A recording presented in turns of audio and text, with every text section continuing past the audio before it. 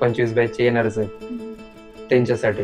परत ते dissection hall एक असं गॉसिपचा कट्टा बनवून जातो. डायसेक्शन टेबल जस्ट मागच टाकून गॉसिप चालू असतं. स्टँडर्डच्या वेळेला की मला बाहेरच काढलं होतं, म्हणजे आम्ही बोललो की तुम्ही युट्यूबवर अभ्यास केला तर हेच म्हणाले शॉर्ट मध्ये की त्यांनी आपलं कॉलेज का निवडावं. इन्व्हाइट केलेलं आहे 2 ज्युनियर्सला, ते आपल्या JMC लातूरचं रिव्ह्यू सांगतील कॉलेज कसं आहे. Welcome Praniti, welcome Komal. Thank you sir. NEET crack करण्याच्या अगोदर आणि नीट क्रॅक केल्याच्या नंतर काय लाईफ होती तुमची? 12th नंतर आम्ही जेव्हा कॉलेजला आलो तर आम्ही खूप मोठ्या गोष्टी एक्सप्लोर केल्या, जसं की आम्ही म्हणजे अभ्यास तर केलाच, पण त्याच्याऐवजी आम्ही वेगवेगळ्या इव्हेंटमध्ये पार्टिसिपेट केलं. आणि मग आधी खूप प्रेशर फील होत होतं जेव्हा आम्ही प्रिपेअर करत होतो किंवा जेव्हा स्टडी करत होतो, पण आता एकदम रिलॅक्स वाटतं. कधी कधी पेपर येताना टेन्शन येतं, पण तरी खूप मोठ्या गोष्टी आहेत त्या आम्ही एक्सप्लोर केल्या. माझं तर असं होतं, मी आधीपासूनच हॉस्टेलला होते ना, आणि मी खूप पडाकू होते मग 10th पर्यंत, आणि असं वाटलं की 10th नंतर काहीतरी करता येईल, पण परत नीटचं प्रेशर, मग 11th-12th मध्ये पण अभ्यास सोडून काहीच नाही केलं. जेव्हा इथं आले फर्स्ट टाइम तेव्हा मला खरंच चांगले फ्रेंड्स भेटले, चांगली कंपनी भेटली, आणि मग इथे येऊन खरी मज्जा करता आली. आपला स्कोर सांगू शकता नीटचा? तर 645 होता आउट ऑफ 720. माझं 655 होतं आउट ऑफ 7. आम्हाला एक्सपेक्ट होतं आमच्या मार्क्सनुसार की 10K च्या आत तरी येईल. आमची 20,000 प्लस रँक गेली. इव्हन एवढे मार्क्स असून पण मार्क्स बघून तर खरंच ते खूप खुश होते, कारण त्यांना म्हणजे शेवटी विश्वास होताच की होणारच आहे. आणि गव्हर्नमेंटमध्ये सर एक वेगळीच मजा असते, जास्त पेशंट्स असतात. परत गव्हर्नमेंट म्हणल्यावर भारी वाटतेच पॅरेंट्स आणि आपल्याला. तुम्ही रिझल्ट आल्यानंतर काउन्सिलिंग केले, हे कॉलेज का निवडलं? त्या ऑप्शन्स पैकी हे कॉलेज थोडं छान होतं, सिटी पण थोडी चांगली. अगोदर पासून माहिती होतं की इथं आल्यानंतर समजलं कसं आहे कॉलेज वगैरे? म्हणजे ओळखीचे होते सिनियर्स वगैरे, तर त्यांच्याकडून आयडिया होती की खरंच चांगलं आहे कॉलेज. मग फर्स्ट इयर कसं वाटलं कॉलेज? अगोदर 10वी-11वीला जसं केलेलं असतं आपण 12वी पर्यंत, ते कॉलेज आणि मेडिकल कॉलेजमध्ये काय फरक आहे?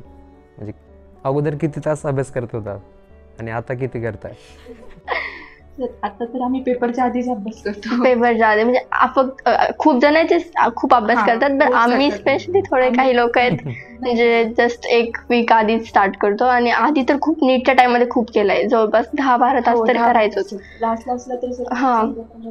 म्हणजे लायब्ररीतून उठायचंच नाही, कंटिन्यू लायब्ररीमध्येच असून राहायचं. आम्ही सिनियर्सकडे गेलो, त्यांनी आम्हाला खूप समजून सांगितलं की वायवाची तयारी कशी करायची, कसं करायचं.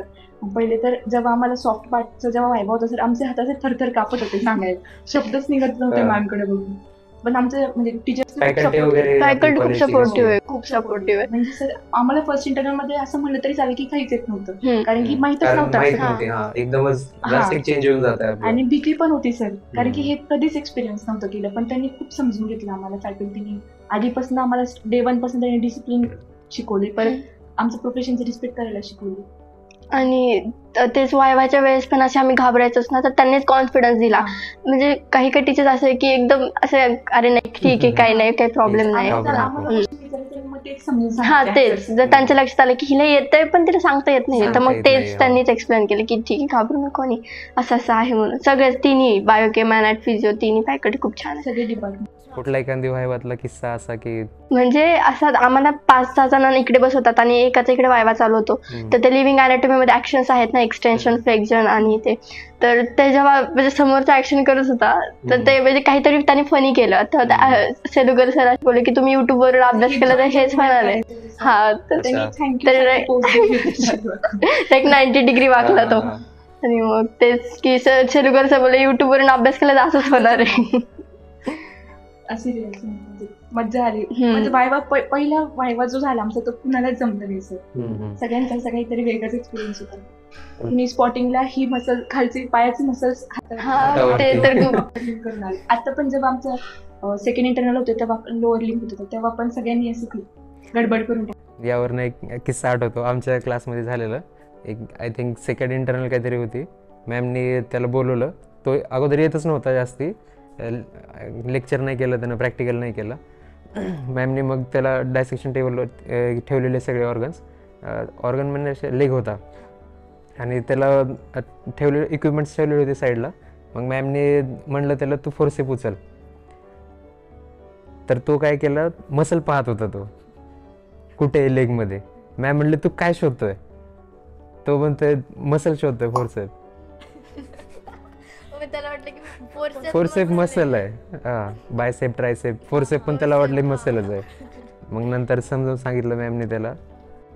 आणि वायवामध्ये असं ते जर सपोज कुणाला काहीच नसेल नाही डायरेक्ट गाव करतात, तू कुठली आहेस, काय कुठे राहतेस, आणि हॉस्टेलला राहते काही इथं राहते, हा मम्मी पप्पा काय करतात, रूममेट कोण आहे इथपर्यंत कारण त्यांना पण माहिती कसा तरी वेळ घालवायचा, काय समोरच्याला येतच नाही तर काय करणार. आणि काही काही टीचर्स डायरेक्ट म्हणले एक क्वेश्चन विचारा नाही आला, तू चालला जा म्हणे. रागवून. हो म्हणजे फर्स्ट इंटरनलला नव्हते इतकं कोण दिलं, पण सेकंड इंटरनल तर त्यांना एक्सपेक्टेड होतं ना की तुम्ही चांगलं जास्त परफॉर्म करा. त्याच्यानंतर पण असं नव्हतं की फर्स्ट इंटरनल पेक्षा सेकंड इंटरनलला लोकांना समजून जातं की कसं करायचं, काय स्कोर पण इम्प्रूव्ह होतो, आणि त्याच्यामुळे त्यांचे एक्सपेक्टेशन थोड्या होत्या. आणि माझा सेकंड इंटरनल असा एक्सपिरियन्स होता अॅनाच्या वायवाला की मला बाहेरच काढलं होतं. म्हणजे आम्ही जस्ट थोडं काहीतरी बोललो होतो मी आणि माझ्या शेजारचा, तर आम्हाला दोघांना गेट आउट म्हणले. म्हणजे तसे ते खूप स्ट्रिक्ट पण आहेत, चांगले आहेत तेवढे स्ट्रिक्ट आहेत, आणि घेतलंच नाही लास्ट पर्यंत. पण सगळ्यांचं झाल्यावर शेवटी वायवा घेतला दया खाऊन की ठीक आहे जाऊ दे. हा घेतला, पण घेतला ते करून म्हणजे करतात, सपोर्ट करतात. कॅम्पस वगैरे आपला कधी पाहिलं तुम्ही फर्स्ट टाइम तर ऍडमिशनच्या वेळेसच पाहिला.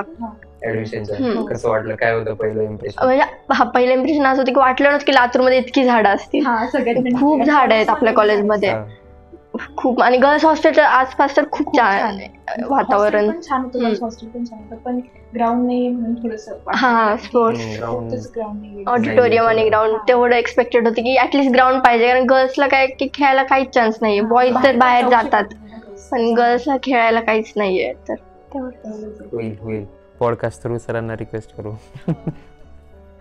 आल्यापासून चेंजेस पण झाले खूप गर्ल्स हॉस्टेलमध्ये. चेंजेस झाले, म्हणजे जसं की हिटर वगैरे नव्हतं आधी, ते आलं. परत क्लिनिंग तर रोजच होती. हो, क्लिनिंग आधी इतकी नव्हती होत, पण आता सीसीटीव्ही लावले ना सगळीकडे. वॉटर कूलर पण लावलंय, आणि सीसीटीव्ही सगळीकडे आहे सर.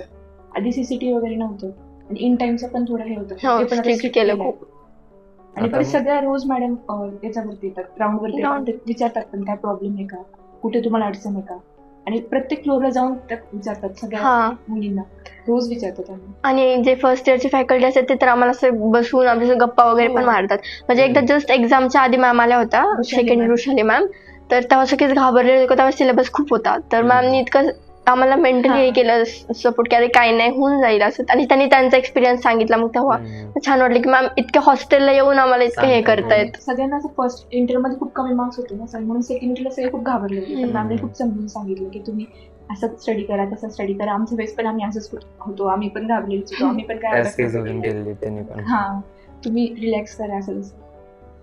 कॉलेज हॉस्टेलचा इन टाइम किती आहे, आणि जर लेट आलं तर काय होतं? काय in time sir first year साठी तर 8:30 आहे, मग सेकंड इयर 9:30 पर्यंत जमतं यायला सेकंड इयर पेक्षा, पण फर्स्ट इयरला 8:30 पर्यंत हॉस्टेलमध्ये कंपल्सरी असलं पाहिजे. आणि जर लेट आलं म्हणजे 10च्या पुढे आलं कुणी पण, तर त्याचं लेट रजिस्टर मध्ये नाव लिहून घेतात, आणि मग दुसऱ्या दिवशी मॅमला पण इन्फॉर्म करतात, वॉर्डन मॅमला की लेट आले होते. ते त्या बाबतीत स्ट्रिक्ट.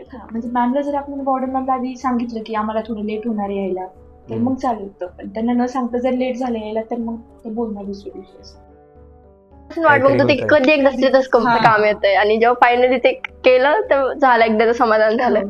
आणि अॅनेटचं जर डायसेक्शन सुपर होतं तिथे, कारण ज्या फॅकल्टी आहे ते खूप म्हणजे असं काही मी कॉलेजचं ऐकलंय की ते डायरेक्ट तुम्हाला जे करायचं ते करा असं होऊन जातं. आणि इथं एक तर बॉडी पण खूप जास्त आहेत, आणि मग ते येऊन आम्हाला 15-20 मिनिटं आधी पूर्ण एक्सप्लेन करतात की कोणती मसल काढायची आहे, हा किती प्रपोर्शन, स्टेप एक्सप्लेन करतात ते. मॅमने एक्सप्लेन केलं की आज असं काय करायचं, करायचं आपल्याला, आणि आमचं चुकलं तर त्या कधीच आम्हाला रागवलं नाही. स्वतः येऊन करून दाखवलं आम्हाला. आणि डायसेक्शनच्या सोबत ते वायवा पण घेऊन टाकतात की मग म्हणजे सोपं पडावं पुढे जाऊन. प्रत्येक टेबलवर येऊन मॅम म्हणजे वेगवेगळ्या अॅना डिपार्टमेंटचे एक पर्टिक्युलर नाही, सगळ्या टीचर्स येतात, ते विचारतात पण क्वेश्चन की हे सापडलं का, ते सापडलं का, त्याचं काहीतरी वेगळं नाव. आणि असं नाही की जोश फक्त स्टार्टिंगलाच होता, लास्ट पर्यंत म्हणजे डायसेक्शनच्या शेवटच्या दिवसापर्यंत सपोर्ट केलाय. हो, आणि डायसेक्शन पण खूप म्हणजे ऍक्टिव्ह स्टुडंट्स होते, सगळं डायसेक्शन एकदम नीट पण झालं. सगळे घाबरले होते, आणि काही काही चक्कर पण पडले होते नेहमी सारखेच ते फॉर्मॅलिन. दरवर्षीचे किस्सा असतो. पण नंतर मग सगळ्यांनी असं हळूहळू इंटरेस्ट घ्यायला लागले मग पण एवढं आहे सर की जे आधी इंटरेस्ट घेतात ना नंतर ते नंतर करत नंतर नाही. ढिले पडून आणि जे जातात. आधी करत नाही ते नंतर करतात. नंतर करतात. आता आम्ही आधी खूप इंटरेस्ट घेतला करायला पण शेवटी येईपर्यंत मग आम्ही पण नाही केलं, सोडून दिलं. परत ते डायसेक्शन हॉल एक असं गॉसिपचा कट्टा बनून जातो. म्हणजे इकडे डायसेक्शन करतायत, जस्ट मागे चेअर टाकून आम्ही बसलो. मस्त गॉसिप चालू असतं. बुक्स हातामध्ये आणि गॉसिप्स. हा फक्त टीचर आले की तेवढं बुक्स मध्ये बघायचं आणि नंतर जे करायचं ते करायचं. सगळ्यात जास्त गप्पा आम्ही डिस्कशन हॉलमध्ये. हो.